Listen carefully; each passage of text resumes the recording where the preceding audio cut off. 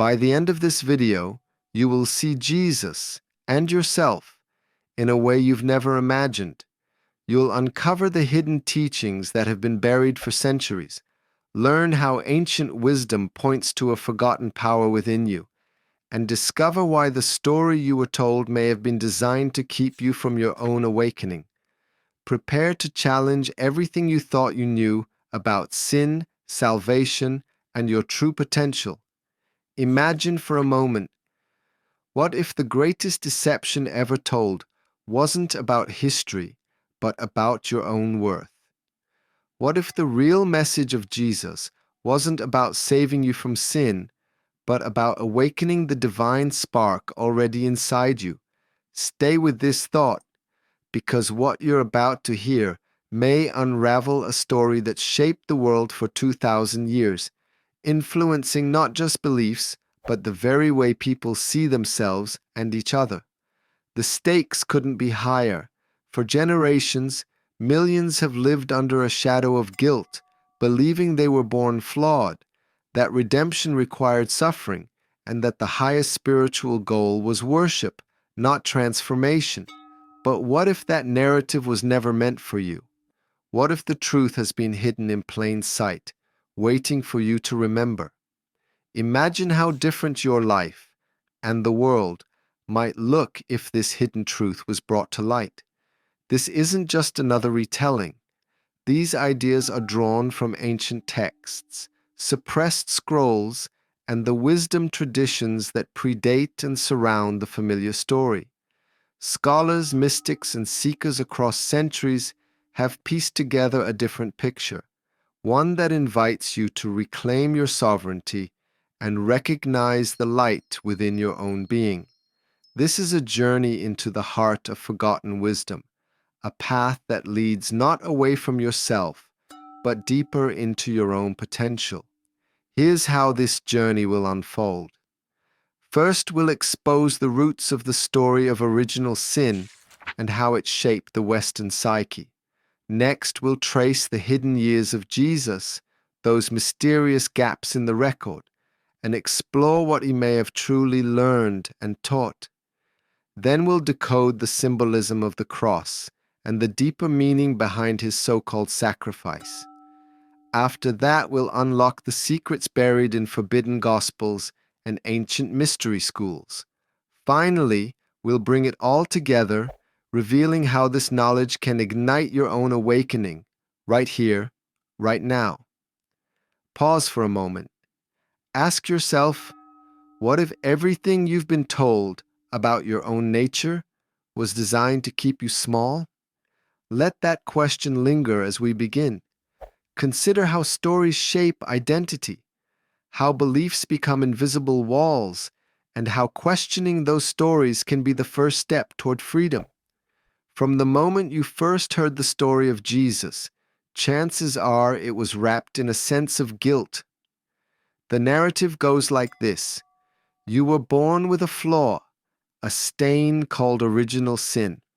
Because of this, someone had to suffer in your place. You were taught that Jesus died because of you, that your very existence carried a debt you could never repay. This story, repeated in countless sermons and teachings, becomes a lens through which you see yourself and your place in the world.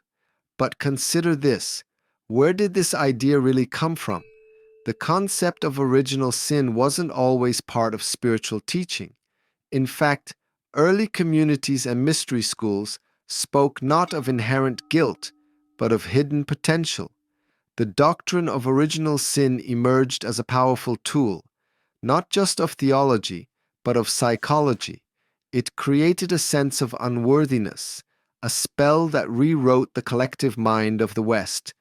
Imagine a society where every child grows up believing they are broken from birth. How does that shape their choices, their relationships, their dreams? Notice your own reaction. Is there a tightening in your chest, a familiar sense of shame? That's not your true self. That's the residue of a story designed to keep you disconnected from your birthright. The idea that you are broken and must be saved is not a universal truth. It's a narrative that served a purpose, but not your highest one. Like a garment you've worn for so long you forgot it was there, this story can be set aside. What would your life look like if you believed you were whole from the start? Imagine waking up each day with the certainty that you are enough, that you are not lacking, that you are already worthy of love and transformation. Let's go deeper. The teachings attributed to Jesus, when stripped of later interpretations, reveal a very different message. He never declared you sinful. He never demanded worship. Instead, his words and actions pointed to a path of remembrance, a journey to awaken the divine within. When he spoke of the kingdom of heaven, he said it was within you, not in some distant place or future time. Ancient mystery schools, like the Essenes, the Gnostics, and the Hermetics, didn't see Jesus as a sacrificial victim. They saw him as an initiated master, an alchemist of consciousness. To them, he wasn't sent to suffer, but to demonstrate what every human can become. His life was a map, not a monument. Think of a map. It's not meant to be worshipped, but followed, explored, and used to discover new territory within yourself. But why was this message buried? Why did institutions need guilt? Because guilt binds. It fills pews, maintains order, and keeps seekers looking outside themselves for salvation. But the original teachings were about sovereignty, not submission, about awakening, not worship. When people realize their own power, they become less controllable, more creative, and more compassionate. Reflect for a moment. Have you ever felt an inner knowing, a sense that you're more than what you've been told? Maybe it's a quiet voice, a persistent intuition, or a sudden flash of insight that says, "There's more to me than this story." Now let's address the great silence, the missing years of Jesus. The official record goes dark from age 12 to 30, but oral traditions, mystical scrolls, and ancient accounts suggest he didn't simply vanish. Instead, he embarked on a journey of initiation. These years, often called the lost years, are a blank canvas upon which many traditions have painted their own insights. In Egypt, it's said he studied with adepts who understood the secrets of sound, vibration, and the transformation of consciousness. He walked in temples where words could move stone, where thought shaped reality itself. In India, he practiced breathwork and inner alchemy, learning to transmute the body and mind.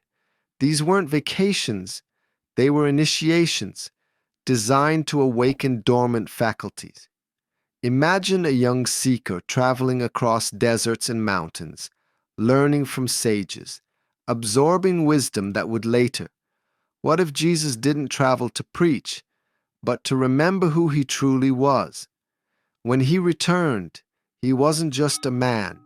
He had become a bridge between matter and spirit, flesh and light. His teachings carried force, not because of divine birthright, but because he had remembered the code. This code, hidden in parables and symbols, is available to anyone willing to seek. The journey of Jesus mirrors the journey available to every human. The path isn't about following blindly, but about awakening consciously. Just as a seed contains the blueprint for a mighty tree, you contain the potential for transformation. Pause and ask, what hidden gifts might you reclaim if you saw yourself as a seeker, not a sinner? What abilities, insights, or passions have you set aside because you believed you were unworthy? Now let's decode the cross, a symbol that has haunted and inspired for millennia. Most see it as an instrument of execution, a reminder of suffering. But in esoteric traditions, the cross is an alchemical symbol, a map of transformation. It represents the intersection of the physical and the spiritual, the meeting point of the finite and the infinite. Golgotha, the place of the skull, represents the meeting point of time and eternity. The spine, the sacred staff, is the axis where energy rises. The crown of thorns, often seen as humiliation, is reinterpreted as the ignition of the pineal gland, the seat of spiritual vision. The piercing of the side, far from mere violence, symbolizes the opening of channels for light to flow. Each detail, once seen as random or cruel, becomes a step in a sacred process. Close your eyes for a moment. Feel the length of your own spine. Imagine the cross not as something external, but as a structure within you, a portal for awakening. When Jesus said, "It is finished," he wasn't surrendering to death. He was completing an initiation, a rite of transformation. This is the moment when the old self dissolves and the new self emerges, radiant and whole. Each stage of his passion mirrors the ancient alchemical process, breaking down the old, purifying, separating, reuniting, fermenting, distilling, and finally crystallizing a new self. The message isn't about dying for sin, but about transmuting suffering into light. We'll uncover what the forbidden Gospels reveal about the real teachings of Jesus and the role of those closest to him. But first, a midpoint reflection. Take a breath. Notice what's stirring in you. Is it discomfort, curiosity, a sense of possibility? This is the edge where old stories dissolve and new understanding begins. Growth often feels like confusion before it feels like clarity. Now let's turn to the texts that were hidden, suppressed, or labeled heretical. The forbidden Gospels. The Gospel of Thomas, the Gospel of Judas, the Gospel of Mary. These writings offer a radically different perspective. They were excluded from the official canon, not because they lacked truth, but because their truth was too liberating. In the Gospel of Thomas, Jesus doesn't preach sin. He speaks of inner communion, of finding the kingdom within. He says, "Split a piece of wood, and I am there." The message is clear. The divine is not distant, but present in all things, including you. This teaching dissolves the barrier between sacred and ordinary, inviting you to find holiness in every moment. The Gospel of Judas reveals a relationship not of betrayal, but of deep trust and initiation. Judas isn't the villain, but the one who understood the deeper plan. The so-called betrayal was an orchestration, a necessary step in a greater unfolding. This flips the narrative, showing that what appears as loss or betrayal may be part of a larger awakening. The Gospel of Mary presents her not as a fallen woman, but as a keeper of mysteries. She wasn't silenced for scandal, but for knowing too much. Her voice threatened the "consider this." What truths might you reclaim if you listen to the voices that were silenced? What wisdom lies hidden in the stories that were edited out, erased, or ignored? What if the Christ wasn't a person to worship, but a frequency to embody? Imagine tuning yourself like an instrument, aligning with the highest resonance of love, compassion, and awareness. Let's synthesize these threads. The word Christ wasn't a surname. It meant anointed, the bearer of golden oil, the light spiraling up the spine. This isn't just metaphor. Ancient practices describe the awakening of energy within the body, the activation of dormant potential. The process is described in many cultures. The Kundalini rising in. When Jesus said, "You will do all this and greater," he wasn't boasting. He was initiating others into the same process.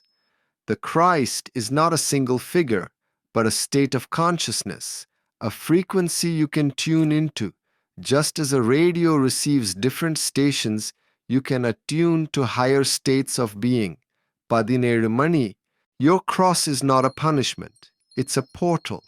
Your wounds are not evidence of failure, but invitations to transformation. The so-called second coming isn't a future event, but a collective awakening happening now, as more people remember their true nature. This awakening is not reserved for saints or mystics. It is available to anyone willing to look within, pause and reflect. What would it mean to live as if the light within you could never be extinguished? How would your choices, your relationships, your sense of purpose shift if you knew you carried an inextinguishable flame?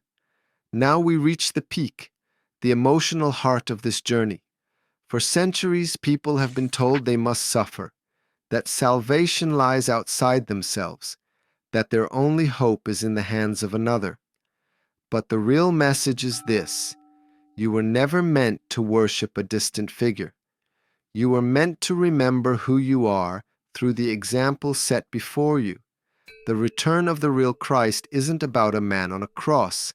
It's about a light that cannot be put out, a flame that flickers now in your own soul. If you feel this stirring, you are part of the hidden ones, the seekers, the remnant who carry the spark of remembrance. You are not alone. Throughout history, countless others have felt this call and answered it in their own unique way. You are not here to suffer. You are here to resurrect, not in some distant afterlife, but in this very body, in this very life. The Christ code is alive within you, waiting to be activated. Every breath, every heartbeat, every moment is an opportunity to remember and embody this truth. Let this truth settle in. You were never born unworthy. You were born into a story, but you have the power to rewrite it. The real resurrection isn't a historical event. It's the awakening happening in you right now. Just as the dawn follows the darkest night, your awakening can begin at any moment you choose. As you move forward, consider this identity-based call. Are you a follower, or are you ready to become a mirror of the awakened?